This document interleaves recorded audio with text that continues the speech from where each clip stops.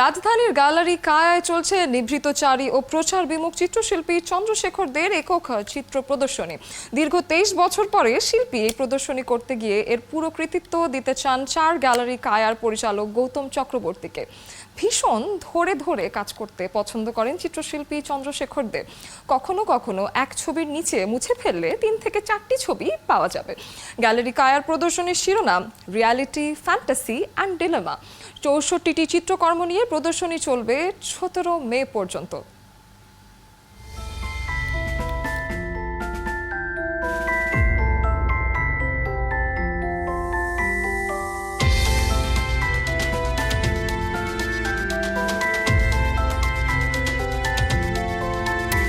আমি নিজে দেখলাম যে আসলে আমি স্যাটিসফাইড হই না কমার্শিয়াল কাজে।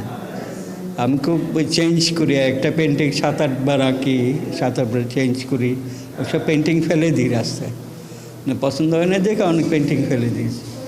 তো এই জন্য আমার এক্সিবিশন করা হয় না। এই গৌতম জিনিসটা খেয়াল করেছে, ও বলে যে আপনি জীবনে এক্সিবিশন করতে পারবেন না, আমি করি এক্সিবিশন, ছবি আঁকা হলে আমাকে দিয়ে দিন।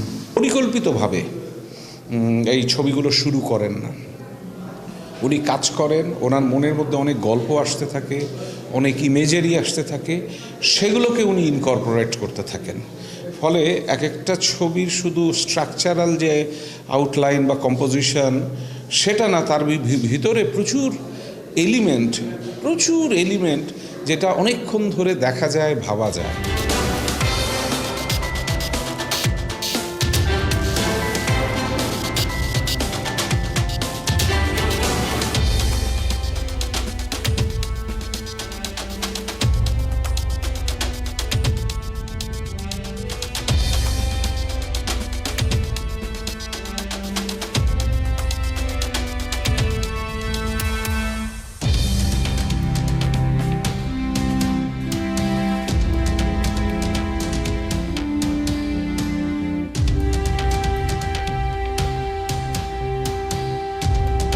মডেল যে লাইফ এবং মডেলদের ওদের একটা আর্নিং সোর্স বা সোশ্যাল লাইফ, পলিটিক্যাল সব মিলিয়ে ওর একটা এক্সিস্টেন্স আছে।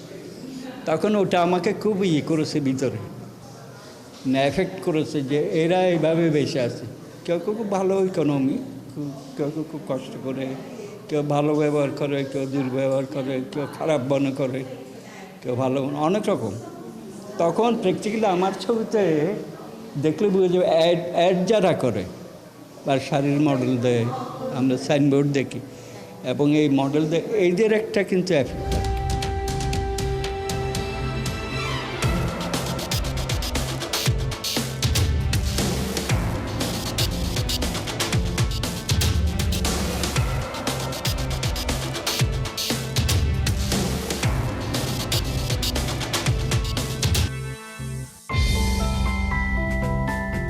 এখন তো স্ক্যানিং করা যায় ছবির নিচে কি ছিল।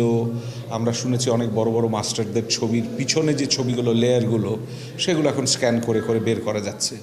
তো চন্দ্রশেখরদের আমার ধারণা অয়েল বা অ্যাক্রিলিকের যে কোনো ক্যানভাসের পেছনেই নিদেন পক্ষে 4-5টা প্রায় শেষ, আমাদের ভাষায় প্রায় শেষ করা ছবি রয়ে গেছে।